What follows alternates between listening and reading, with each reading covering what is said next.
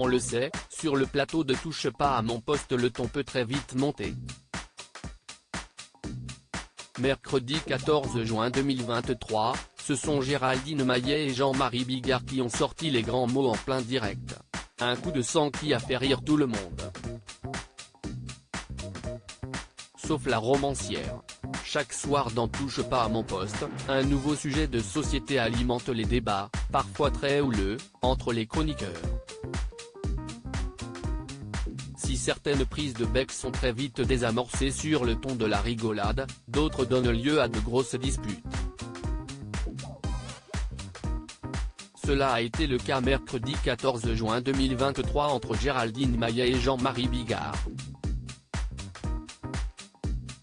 Alors que Cyril Hanouna évoquait la nouvelle campagne publique de prévention et de sensibilisation lancée par l'agence Santé publique France au sujet de la sexualité, la plupart des chroniqueurs se sont dit choqués par une telle initiative à destination des jeunes enfants.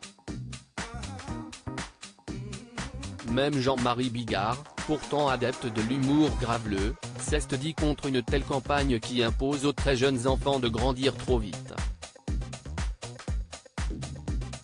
Une prise de position que Géraldine Maillet n'a pas compris. Oui, enfin tu passes ton temps à dire B2, CHT, coiles, et il y a des enfants qui nous regardent, si est obscène, a-t-elle lâché avant de se faire remettre en place par le présentateur.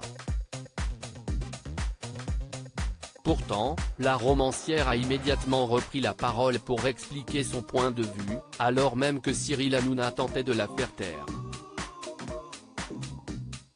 Mais tu vas la fermer ta gueule ? S'est alors emporté le mari de Lola Marois. Une montée en pression qui n'a pas du tout plu à Géraldine Maillet. Si elle a gardé le sourire, la chroniqueuse de 51 ans a tout de même tenu à remettre son collègue en place. Voilà, ça si est une agression, par exemple. Alors que moi, je ne l'agresse pas. Jean-Marie, il agresse, a-t-elle soulevé, visiblement très vexée. Ni une ni deux, Cyril Hanouna a tenté de faire redescendre la température du plateau. Mais ça va, calme-toi, il charrie juste un peu. A-t-il affirmé alors même que Jean-Marie Bigard confirmait avoir dit ça pour plaisanter. Mais il en fait plus pour faire redescendre la compagne de Daniel Riolo.